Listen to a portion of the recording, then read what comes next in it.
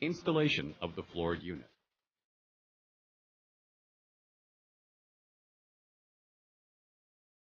Once you have received your walk-in cooler, remove the packaging and inspect the panels to ensure shipment is not damaged. If the panels are damaged, contact your freight carrier. Once this has been done, locate the installation package located in a Ziploc bag attached to the door handle. Open the installation package and remove the layout drawing. This drawing will show labeled panels such as F1, W1, and C1, indicating floor 1, wall 1, and ceiling 1 panels respectively. After determining the door location, lay out the floor panels as shown on the layout drawing. For example, floor panels F1 and F2 are butted together into tongue and groove routes. Make sure the edges are evenly aligned and properly centered on the prepared surface. Fasten all floor panels by inserting your cam wrench into the cam lock holes. Turn clockwise to a stop. Be sure not to torque. Once the floor is complete, you may now proceed with the wall installation. The floor location for each panel is indicated along its groove. An arrow indicates the floor direction. Assemble the W1 panel, which is the first wall panel, and the adjacent corner panel, the last numbered wall panel, to form a corner. It is important that the wall panels are flush on the sides and top. Lock the wall panels together.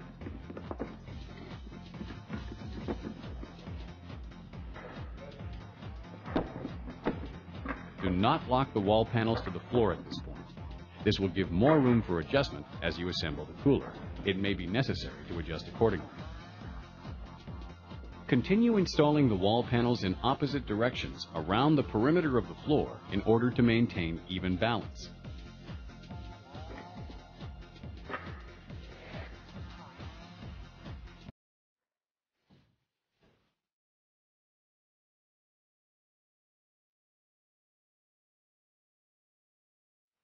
Lock the door before installation and set into place as you would a wall panel.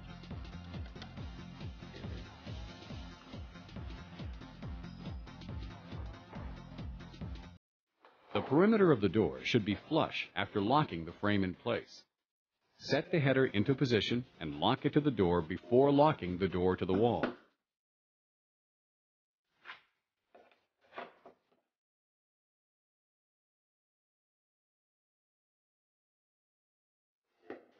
Once the header is flush with the adjacent wall panel, you may proceed with locking the door to the wall. Complete the wall installation by setting in the last remaining corner panel and locking it into place. Again, make sure the panels are flush on the sides and the top. Adjustments may be necessary. Install the ceiling panels according to the layout drawing, starting with C1.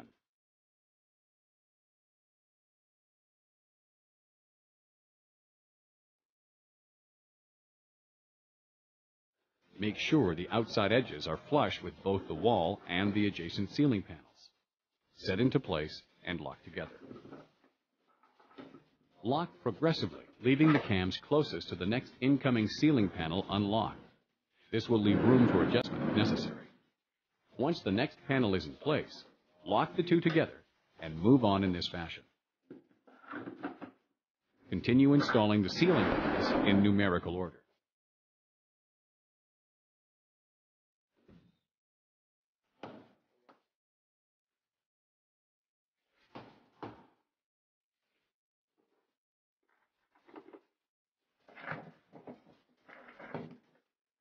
Once the ceiling has been completed, lock the wall panels to the floor and check to make sure all other cams are locked.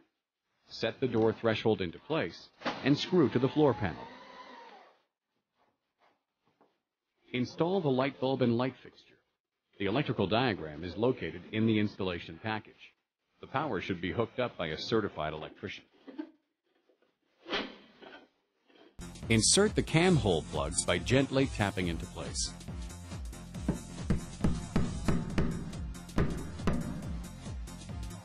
Uncoil the thermometer lead and attach it to the wall of the direct airflow from the coil.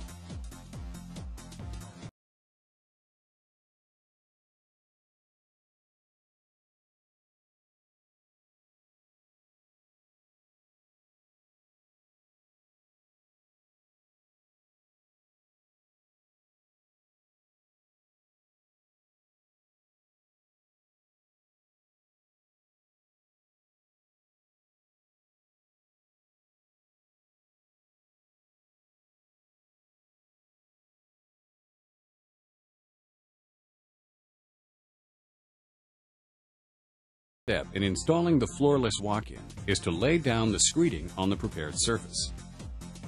First, measure and mark each corner according to the dimensions on the layout drawing.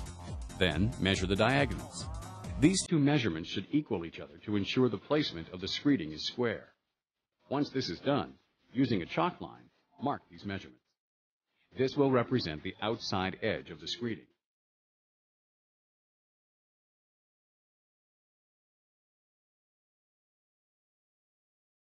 Lay 2 parallel beads of silicone caulk within the 4-inch wall location.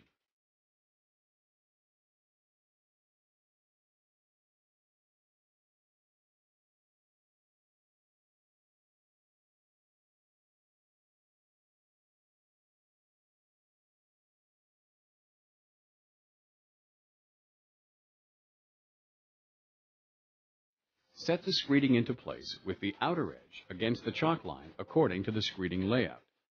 The screeding layout will be lettered A, B, C, etc., and should be assembled in sequence. The screeding should be nailed or anchored to the floor before installing the walls.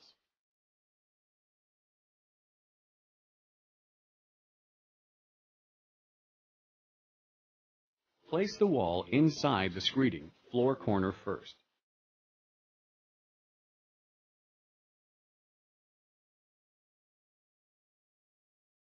Assemble the W1 panel, the first wall panel, and the adjacent corner panel, the last numbered wall panel, to form a corner. Lock all wall panel cam locks. It is important that the wall panels are locked together and flush on the sides and top. If necessary, adjust accordingly. Continue installing the wall panels in sequence according to the labeled drawing. Before installing the door, knock off the metal plate connecting both door frame legs. This may be done using a hammer or rubber mallet. You may now set the door into position.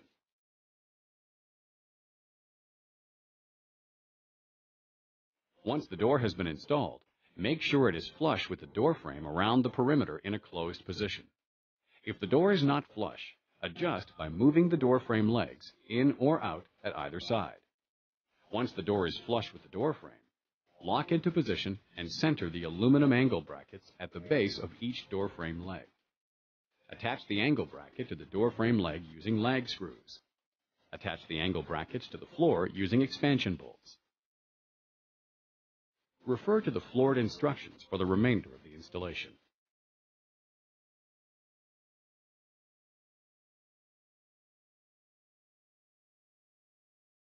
Troubleshooting. If the walk-in cooler or freezer door is not closing properly, check to make sure the door is flush with the ceiling. If the door and the ceiling are not flush with the wall panels, unlock the door frame from the wall. Adjust the door frame to compensate the difference. Once aligned, relock the cams.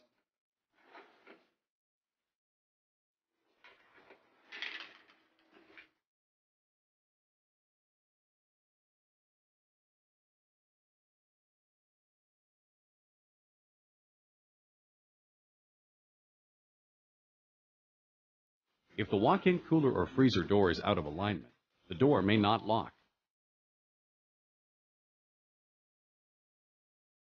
If the door does not lock, unlock the door frame from the wall.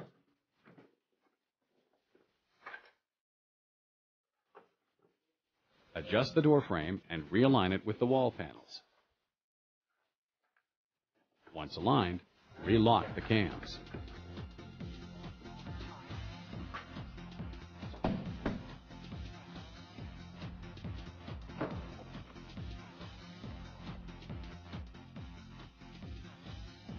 We hope that this video has assisted in assembling your walk-in cooler